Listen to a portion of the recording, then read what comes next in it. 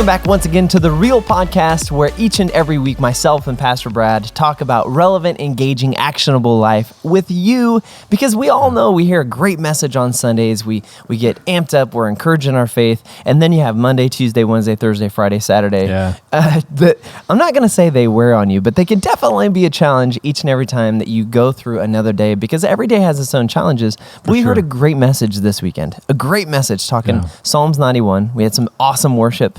Awesome worship. Man, I love the new song, The Blessing. My goodness, that was, you talking about a song for such a time as this. Yeah, that completely. was really good. And I think the Lord just knew what he was doing when he, the songs from Carrie and Carrie Job Carnes and her husband, Cody Carnes. And they had just released it, a month or two ago, I think? I think it was like 3 weeks ago. Oh, just 3 weeks. Brand new, hot off the press. And we brought it this last Sunday. And just, boy, you could feel the presence of God all over that song. Yeah. So whether you were enjoying it at your home or in your kitchen or wherever you were virtually online, man, it was a great opportunity to be able to not only spend time in worship together, because eventually, very soon, I promise you, this is going to end and we're going to be back together once again. Hope we really will be. I promise we will. But you know, going from a time of worship that was just, man, it was saturating. It was overwhelming. Like if you had been here, and hopefully you felt it at home. It was a moment where you're just like, man, God is good. What am I worried about? What am I concerned about? Which is what I loved about going into the message with Psalm 91, because Psalm 91, I mean, when you get into it, it talks so conclusively about why you can trust God, how you can trust God. Yeah, and I love the Lord had gave me a little analogy for the start of the message, talking about, how our computers, how they operate, and there's a lot of times viruses will get on them and really interrupt the operations of it. And there's been a lot of people, I'm sure some of y'all are watching, have experienced a computer virus. Well, you get an antivirus software program there to capture that virus so it won't do any damage. And Lord just showed me, he said, that's what Psalms chapter 91 is. That's your antivirus programming for your life. If you will walk according to these principles that you find in Psalms chapter 91, it'll keep, I think, even the literal virus that we're dealing with right now, or even figuratively viruses, it'll keep us free from those things. And I love the way it opens. He who dwells in the secret place, that word dwelling place, I think is so key. And that's something I think that people miss out on. The key to all of the promises of God are based upon us. It's not based upon God. God's already done everything he's going to do. It's based upon our getting into the right position. And that Psalms 91, it sets it up. He who dwells in the secret place of the Most High shall abide under the shadow of the Almighty. So that first verse really gives us the whole responsibility that we carry to be in the right position, in the secret place. Dwelling in the secret place. Dwelling, it's a place that we remain in, not a place that we occasionally visit, but it's a place we dwell in. Well, and it has to be, because if it's not a place you dwell in and somewhere you occasionally visit, if you only visit from time to time, you'll occasionally forget what it's like. That's good. Does that make sense? People go on vacation, and when you go on vacation, you remember how much, oh my gosh, we love the mountains, we love the beach, it's so great. But the longer you spend away from it, the more you forget what it was like to be in that presence and that relaxation, that time. And the presence of God is no different, except so much better, is when you spend time in the secret place of the Most High. One, there's a peace, and Pastor Tammy talked about it this last week when you were doing the panel. There's a peace that surpasses, as the word says, all understanding. That there's not an explanation of why you're okay with the circumstance, the situation. It's just a peace. It's good. It is well. It's going to be fine. And getting in that place is the make or break, because, we've talked about it before. There's been several times, I think, in both of our lives, even in our relationship this far, where you've been stressed about something or I've been stressed about something, and the other person just has that. It's almost annoying how nonchalant and just peaceful it is, because I'll be stressed about something, you're like, it's going to be okay. I'm like, no, it's not. You calm me down a little bit. Same thing for you. Yeah, it's kind of like right now. It's like, this is, I've been in full-time ministry for a lot of years, and this shifting the way we encounter people through church experience has been tough. But you've been like, man, this is our finest hour. And I'm like, are you sure, Kinsley? But, I seeing it because, we've had to shift for a season. But we're seeing God really do some really cool stuff. Our service Sunday was really anointed. I thought the worship was powerful. I thought the message was good. It was our second Sunday to bring the experience into the homes for everybody. And the first 2 Sundays ago, it was hard preaching to an empty audience, but I could just really feel like God wanted to speak to the people. And so we're seeing now we're actually reaching more people than we ever have before now in our Sunday experience.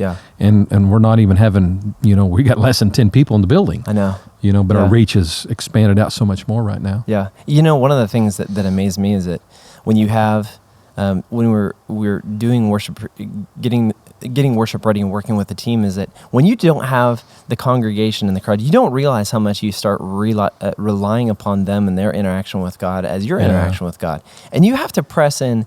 And this is why when we talk about the secret place, is that you have no choice when it's literally just you in an empty church. You have no other place except to be in the presence of the Most High in that secret place, because now it's, you have to, what you're sharing, what you're worshiping has to be real. If it's not real, it's just fake, you know? And how many times in our own lives do we do that? And I'll equate it to sometimes, we come together for a Sunday experience, and you're Wednesday, whether it's small group, even on Sunday night, but then on Tuesday, Wednesday, Thursday, Friday, that we find ourselves in this place where we're not surrounded by our friends, we're not surrounded by our community, and we get in these places where it's like, man, this is really hard. This is really, really hard.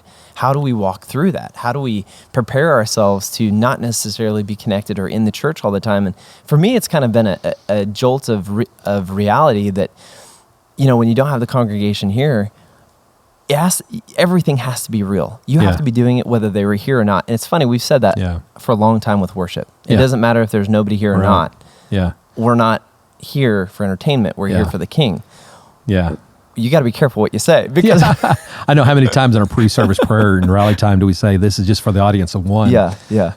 So really, literally for the last few weeks, it's been the camera and Jesus Christ himself. But and in Romans chapter 8, it says that God turns all things for the good for them that love him. Even in this dark times that we're in right now, and the trying times that we're in right now, there are good things.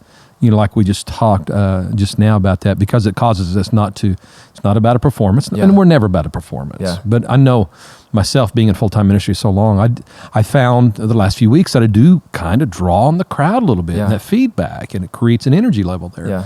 And so it has caused me to be more reliant on the Holy Spirit, not looking for the accolades of man. Not that I'm not, not that I do that by no means, but it's just that dynamic. So now it's just, me and Jesus pretty much, and those that are listening in. Yeah. So I think a lot of people find themselves in a place of isolation right now, and maybe they're struggling with that right now.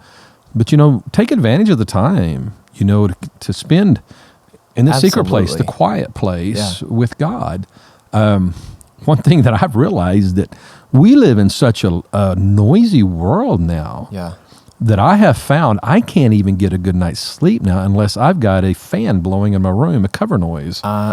If I'm in a place where it's complete silence, it's like I can't sleep. Because I've grown so accustomed to noise in my life. That's so interesting. That's really true. We also have a fan in our room. And so probably do more than half of you as well. You have some noisemaker. Well, yeah. That's a really great point. Never thought about that. And you think right now, here for a few weeks and however long, I hope it's not that long, that, we're being forced to slow down and to quiet down. And people are finding themselves with more time on their hands. And that's why a couple of weeks ago when we started talking about this, saying this is the best thing that could ever happen to us, and is for this reason, is that you have a chance to slow yourself down. Yeah. You have a chance to ask yourself, God, what would you have for me? Because what you don't realize is that this is going to end. We're going to get past this in a month, 2 months, whatever it takes.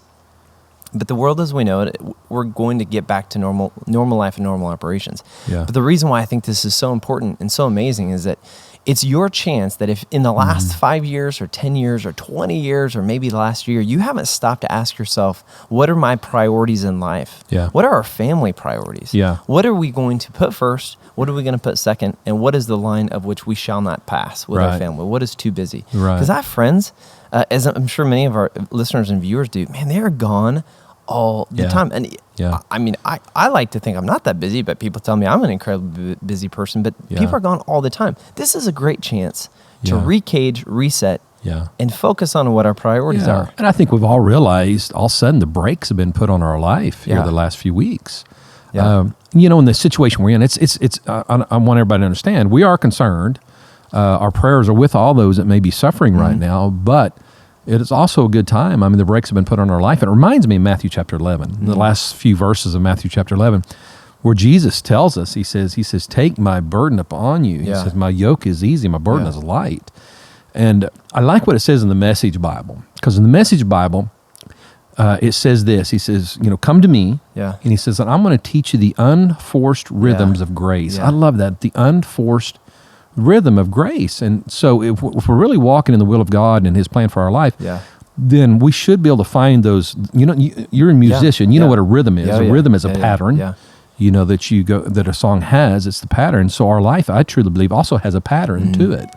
And I think we've got to be careful that we're not. I mean, you think pre-coronavirus. I mean, life just flashing and running by. But it's amazing to me, just in the past few weeks, it's like time has almost stood still for me. Yeah. I got out of bed and I took care of some stuff, my devotions. I had a Zoom meeting that I took care of them. And then I started getting ready. I was like, wait a minute, what day is it? Yeah. Like, where am I at the last of the week, first of the week? And I was like, and usually my busy life, I don't ever know, because I know exactly, because I've scheduled this, I got to go here, But all of a sudden life is slowed. I'm like, oh, wait a minute. Yeah. So there's a rhythm to our life that I think we got to find in our life. And it really comes down to, like you saying there, our priorities. Yeah. I like to say it this way, and I've learned this as I've grown older, that life is not a sprint. Uh-huh. The prize doesn't go to the fastest. Yeah. But life is a marathon. Yeah. And the prize goes to he that endures. Yeah. You'll be the first one to attest to this. I used to be a sprinter. Sprint. And man, it has been so nice to slow down and just not feel like you have to get everything done immediately. Yeah. Not saying there's not priorities.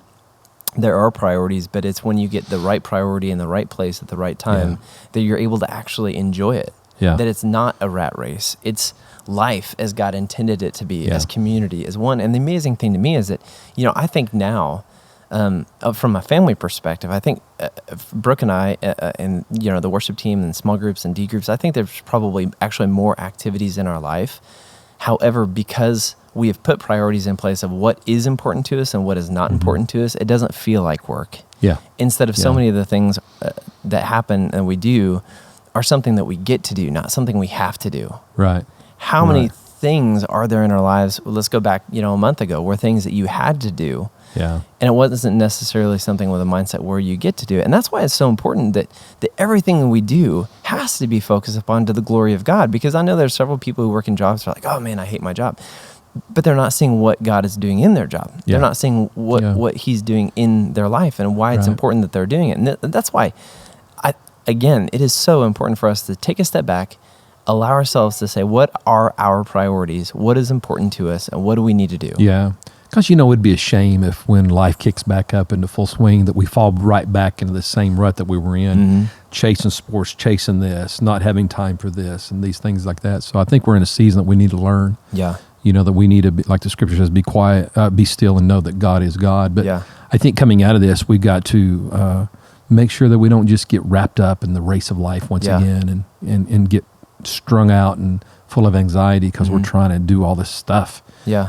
So I think this is a good lesson to work through, like you said, those priorities and it's okay to let things go undone. Yeah. It's okay not to check off everything on the to-do list for that day. Yeah. Because the important thing is, like we said, our mental health, our physical health, our spiritual health are all very key of the whole man as we walk through our life. And, and everybody's listening. You got a lot of years left ahead of you. I pray everybody's got a lot of years. Yeah. And the thing is, we want to make sure that we're living each year to the fullest. And if we're running hard and not taking the times to find that rhythm of life, then we're going to live a very stressed life. Yeah. Yeah. There's a podcast I done a couple weeks ago, and it was talking about being productive versus being busy. Yeah. And it was one of those things, when you're talking about something, but you're having the revelation as you're saying it. Most of the time, I feel like that's for me when I'm hearing God speak through me or say something, I'm having the same revelation as it's coming out of my mouth. I'm like, man, that's a really good point. I never even thought about this before. Yeah. But it was a point of the difference between busy and being productive. Is that if you ask a lot of people, let's rewind 2 months ago when everybody had their schedule and everything was happening, a lot of people would say, oh man, just, it's so busy, life is so busy. And every now and then you'll meet somebody who say, you know what, I'm productive, being really productive. Yeah. And it always stopped me in my tracks when I'd hear, every now and then you'd hear somebody say, man, it was just a really productive day. Yeah. And there's a difference between being productive and being busy. One, when you're being productive, you are in charge of your priorities. You're able to prioritize what you want. You're able to prioritize your faith, your time with God, your time with family. When you're busy, your schedule is prioritizing you. Yeah. Yeah. And those are two places that we just don't want to live. So take this time that we have, take this slowdown, take this opportunity, this God-given opportunity to slow down. Yeah. Look because, at like we started talking a few minutes ago, talking about dwelling in the secret place of the Most High. When life is slow, it's easy to dwell in that secret place. But when life gets busy again, you're going to have to make sure you're dwelling in the secret place, not letting life pull you out of that secret place. Yeah, yeah. One quick thing before we depart. Why is it so important in your perspective? And if you can give an example, why is it so important to know that secret place? Why is it so important to have that place that you go to in time of urgency or emergency? Yeah. Because, there's been a lot of times where a crisis comes up and people are desperately trying to say, God, where are you in this moment? Why is it having that secret place, not in the critical times, so important? Yeah.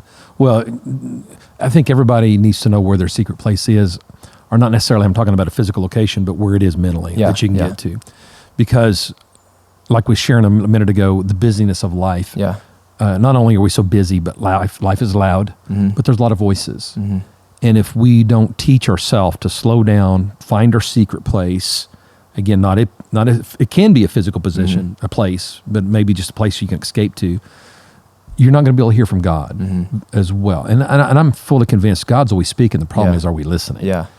Or better yet, God's always speaking, but we're listening to everything else. Mm-hmm. And so being able to quiet our mind to hear what God's saying, but also in that secret place, it's a place of not only hearing from God, feeling His peace, but also it's a refreshing. Yeah. It's that rejuvenating, it's that refueling in the spiritual realm and the mental realm, those capacities that cause us to drive our life, the passions that drive our life. We got to keep that. It's like fuel in a car. You got to keep it in. Oh yeah. And so being in the secret place, finding the rhythm of life, the secret place, you're going to hear from God, you're going to be refreshed, be renewed, and then you're going to be ready to keep running the race. Mm-hmm. Mm-hmm. I think back to the example that you had. It was when we were in the old church building, it was probably 7 years ago, that you did the example where you had all of those layers. It was like car noise and ambulance and busy streets and everything else, and you played it, and then you layered filters upon it, so you would cut things out of it. And when the more layers that you cut out of it, you realize there was one voice that was consistent, that was encouraging, that was faithful, that was hopeful, but you couldn't hear it if you were just listening to all the noise, until you filtered that back. And as you said that's why that secret place mentally, and whether it's a place you actually go to, but as you said, a mental place, man, that's your filter to get rid of the junk and to hear what you truly need to hear. So, hey, again, we just want to encourage you. Thanks so much for listening to The Real Podcast, relevant, engaging, actionable life each and every day when you listen right here. And also, if you haven't done it, make sure you subscribe. You can hit the subscribe button right over there, and make sure you hit the bell so you can get notifications. Visit us at harvestenid.com and on Facebook, because we're going to be coming to you streaming once again this weekend, and we hope to see you there. Pastor, we'll see you very soon. We'll see you guys. Thanks so much for joining us on Real Podcast.